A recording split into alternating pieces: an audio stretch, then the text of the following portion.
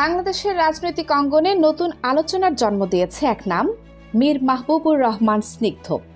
জুলাই গণঅভ্যুত্থানের শহীদ মীর মুগ্ধের যমজ ভাই স্নিগ্ধ যোগ দিয়েছেন বাংলাদেশ জাতীয়তাবাদী দল বিএনপিতে। মঙ্গলবার 4 নভেম্বর রাতে এই খবর ছড়িয়ে পড়তেই সামাজিক যোগাযোগ মাধ্যমে শুরু হয় ব্যাপক আলোচনা, মতামত আর নানা বিশ্লেষণ।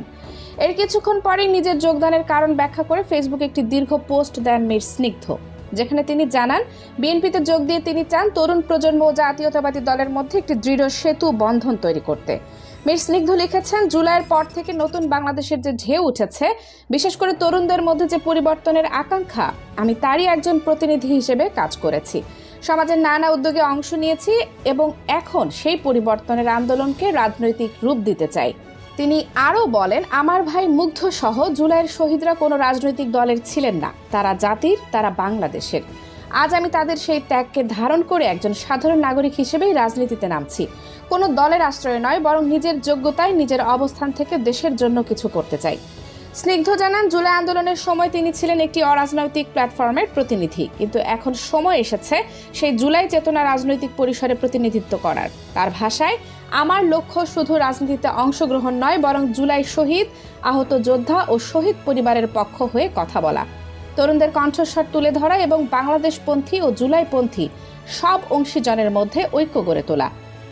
মীর স্নিগ্ধ বলেন, বিএনপিতে যোগদানের পেছনে আমার কয়েকটি সুস্পষ্ট কারণ আছে। প্রথমত, দলটির দীর্ঘ রাজনৈতিক সংগ্রামের ইতিহাস এবং রাষ্ট্র মেরামতের 31 দফার রূপরেখা আমাকে অনুপ্রাণিত করেছে।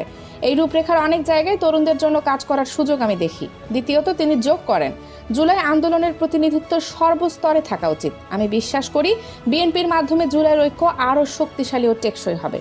তিনি আরও জানান, বিএনপির ভারপ্রাপ্ত চেয়ারম্যান তারেক রহমানও চান তিনি যেন দলের হয়ে তরুণদের প্রতিনিধিত্ব করেন, যা তার নিজের রাজনৈতিক স্বপ্নের সঙ্গেও মিলে যায়। মীর স্নিগ্ধ বলেন, আমি চাই বিএনপির ভেতর থেকে নতুন প্রজন্মকে যুক্ত করে রাজনীতিতে একটি ইতিবাচক পরিবর্তনের ধারা তৈরি করতে।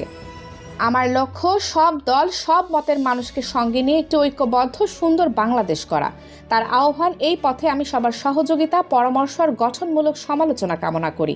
আমরা চাই এমন একটি বাংলাদেশ যেখানে মতের পার্থক্য থাকলেও দেশের স্বপ্ন এক হবে, স্বাধীনতা, গণতন্ত্র আর মানবতার পক্ষে। শেষে তিনি বলেন, জুলাইয়ের শহীদদের ত্যাগ যেন বৃথা না যায়। মুক্তিযুদ্ধ, জুলাই গণঅভ্যুত্থানের চেতনা চির অম্লান থাকুক। এই বিশ্বাস নিয়েই আমি আমার নতুন পথ চলা শুরু করেছি। মীর মুগ্ধের ত্যাগ থেকে মীর স্নিগ্ধর রাজনীতিতে আগমন, এ যেন জুলাইয়ের চেতনার নতুন অধ্যায়। বাংলাদেশের তরুণরা এখন তাকিয়ে আছে দেখার অপেক্ষায় এই নতুন পদক্ষেপ কতদূর আলো ছড়ায় আর কতটা বদলে দিতে পারে আগামী বাংলাদেশের রাজনৈতিক দৃশ্যপট। কানিজ ফাতেমা সোমা, রাজনৈতিক ডেস্ক, 0 টিভি।